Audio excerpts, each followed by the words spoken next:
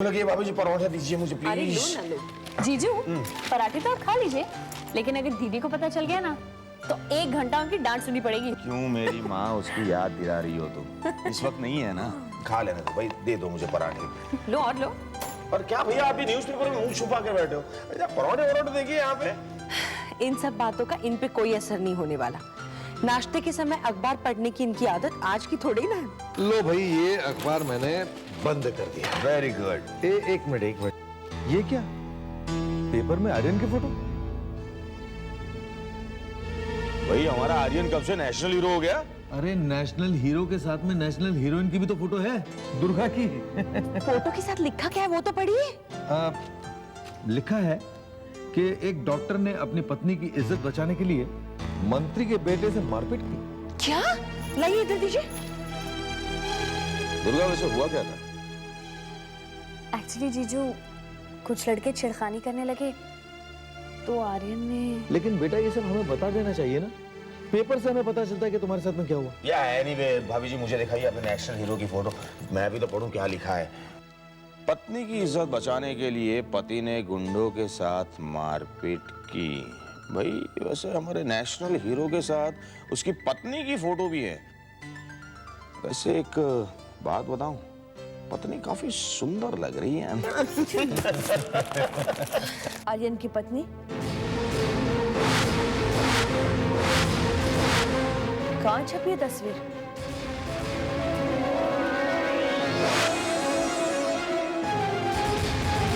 दुर्गा क्या छुपा रही हो?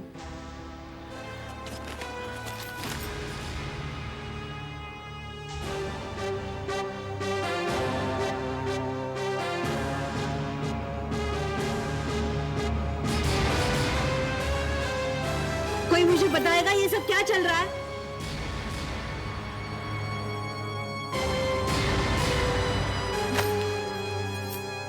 दीदी, आर्यन, ये क्या तमाशा है? इतनी बड़ी बात हो गई, अखबार में खबर छप गई और तुमने हमें बताया भी नहीं। तुम्हें कुछ एहसास है कि ये कोई छोटी मोटी बात नहीं है?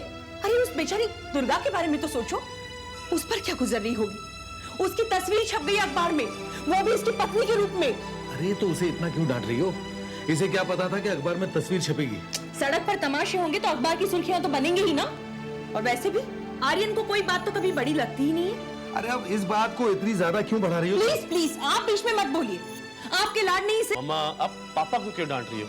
अरे क्या हो गया, किसी ने अखबार में कुछ लिख दिया तो?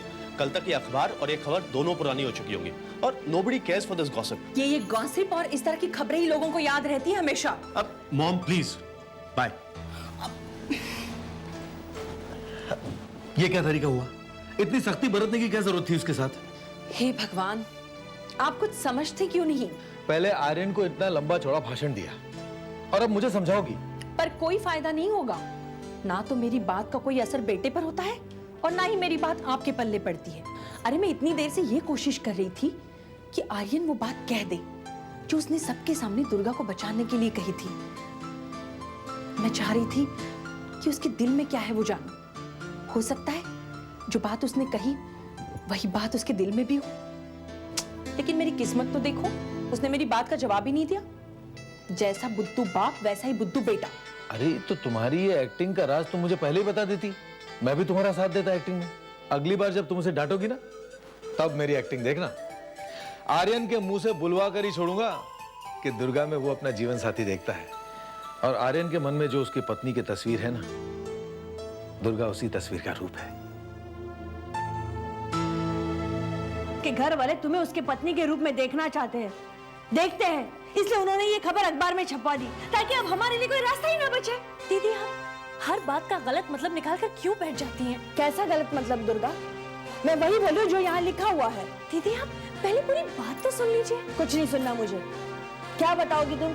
यही ना कि रास्ते में तुम्हें गुंडों ने छेड़ा और आर्यन ने कहा होगा ये मेरी पत्नी है, तुम्हारी हिम्मत कैसी हुई इसकी तरफ आंख उठाकर देखने की, वगैरह वगैरह। और आर्यन तुम्हारी नजरों में हीरो बन गया। आर्यन से अपने आप को दूर रखो वरना ये जबरदस्ती के रिश्ते जुड़ कर रहेंगे।